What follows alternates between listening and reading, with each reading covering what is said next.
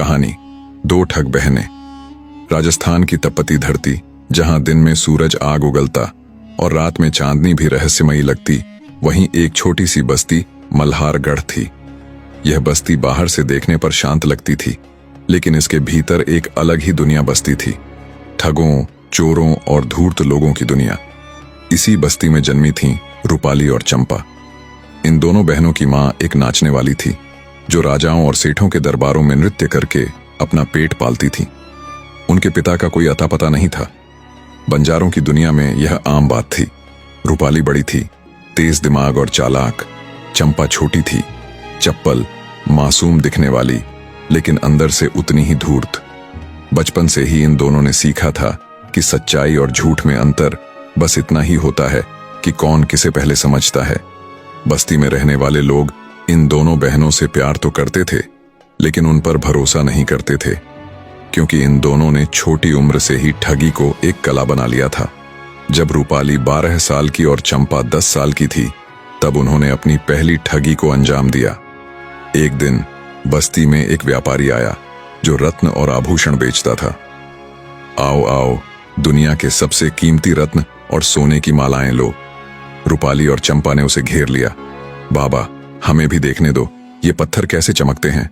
चंपा ने अपनी मासूमियत से पूछा। व्यापारी को लगा कि वे छोटी बच्चियां हैं। उसने अपनी पोटली खोली और जैसे ही वह किसी और ग्राहक से बात करने लगा, रूपाली ने सबसे महंगा हीरा उठा लिया और उसे अपनी धोती के छोर में बांध लिया। फिर दोनों बहनें वहां से गायब हो गईं। जब व्यापारी को पता चला कि उसका हीरा गायब हो चुका है, तब तक वे दोनों बस्ती से निकल चुकी थीं। उस दिन उन्हें समझ आया कि अगर चालाकी से खेला जाए तो दुनिया की सबसे महंगी चीज भी मुफ्त में मिल सकती है। समय बीतता गया और दोनों बहनें छोटी मोटी ठगियों से आगे बढ़कर बड़े खेल खेलने लगीं।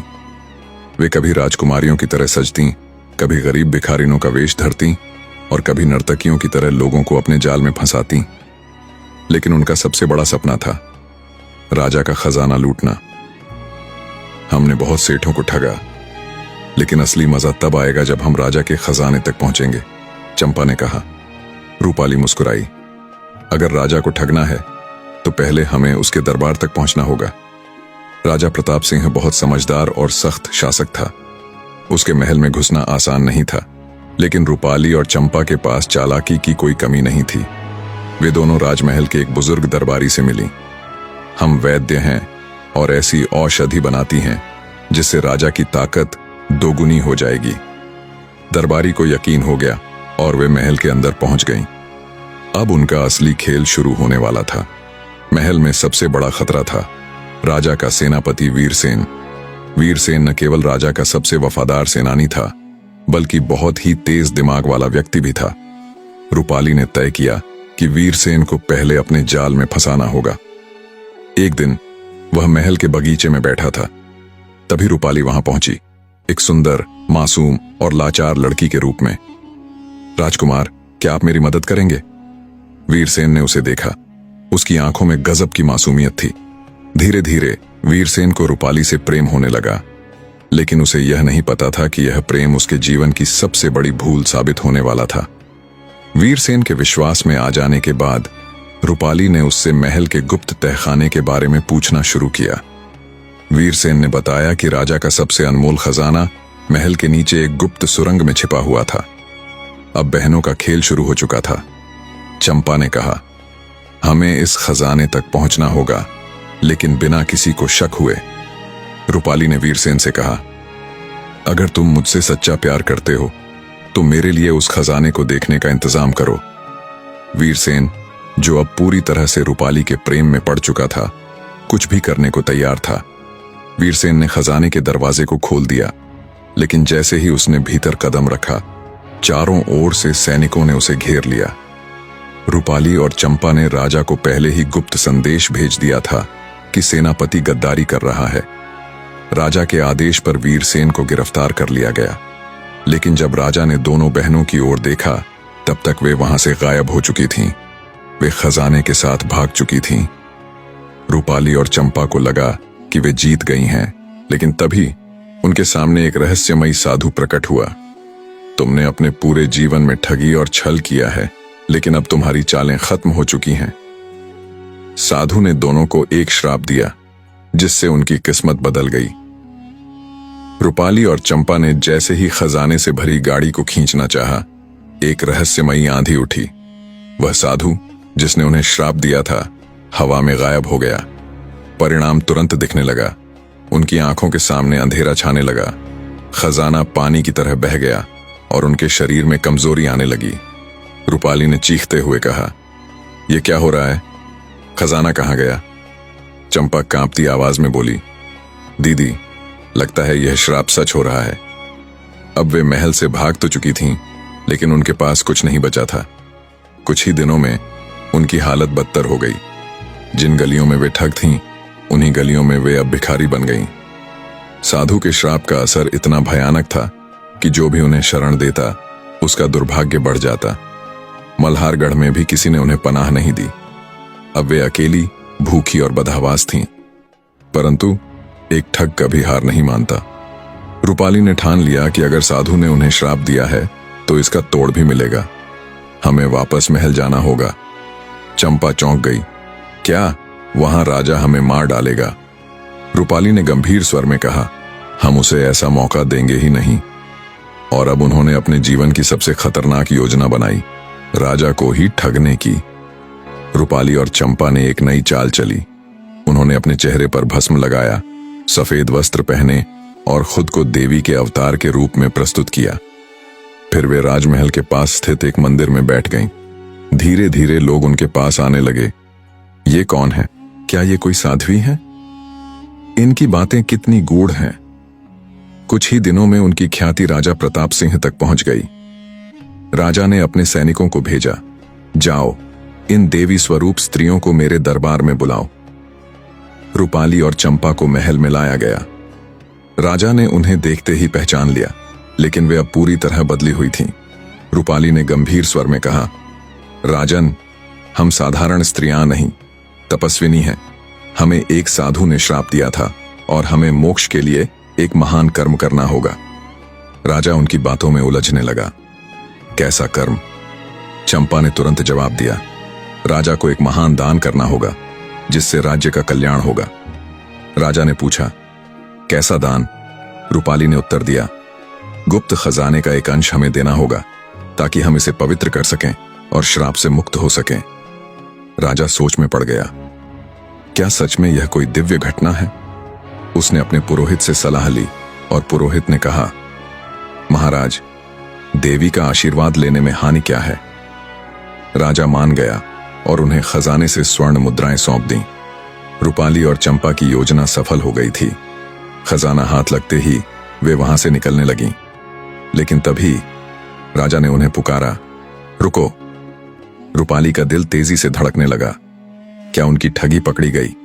राजा ने कहा, तुम्हारी बातें मुझे विचित्र लगती हैं। मैं तुम दोनों की असली पहचान जानना चाहता हूं। राजा प्रताप सिंह ने अपने सिंहासन से उठकर उनकी ओर देखा। तुम दोनों की बातें विचित्र लगती हैं। क्या तुम सच में तपस्विनी हो?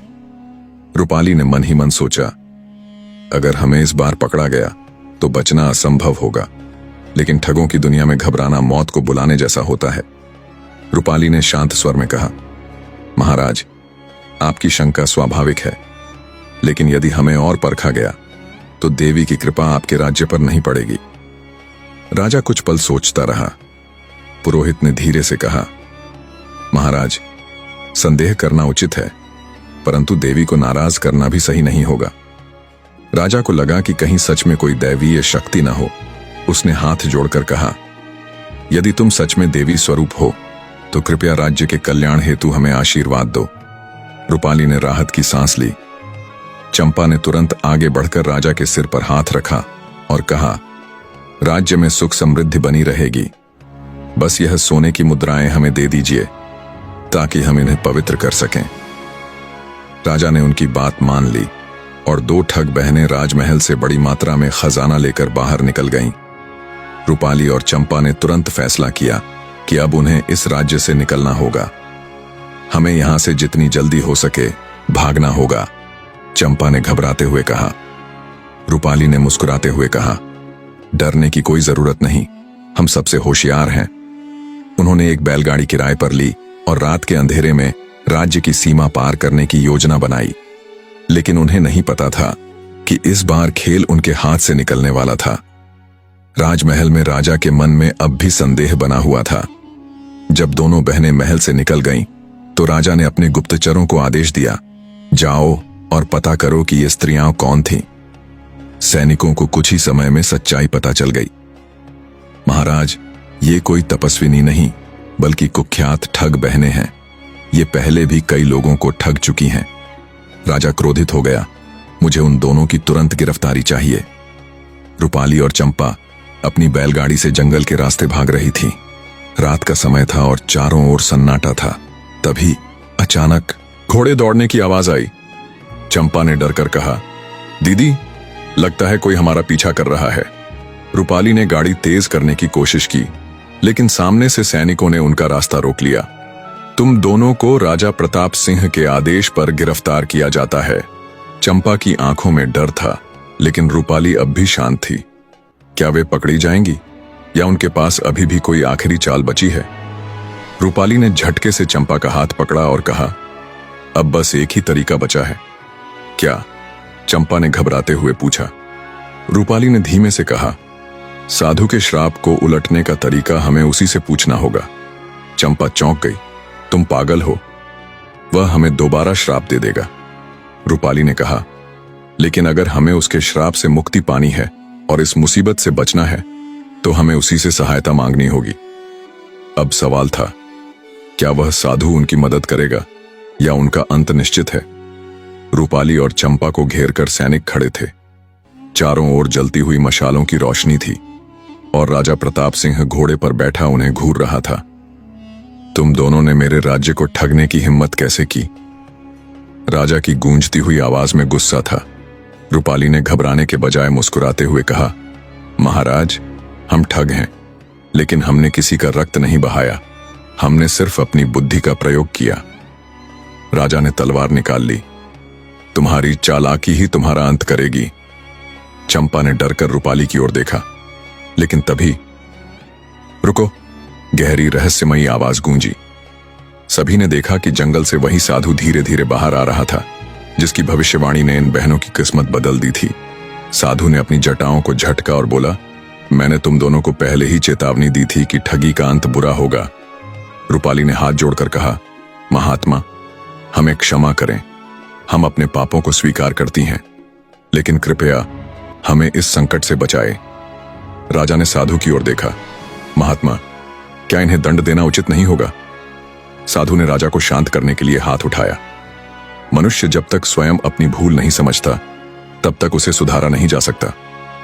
चंपा ने रोते हुए कहा, हम बदलना चाहती हैं, कृपया हमें एक और अवसर दें।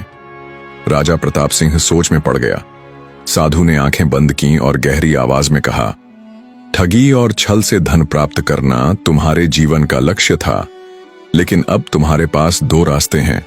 या तो तुम अपने पापों का दंड भोगो या अपना शेष जीवन लोगों की सेवा में लगा दो। रूपाली और चंपा एक दूसरे की ओर देखने लगीं। राजा ने आदेश दिया, इन दोनों को मेरे कारागार में डाल दिया जाए।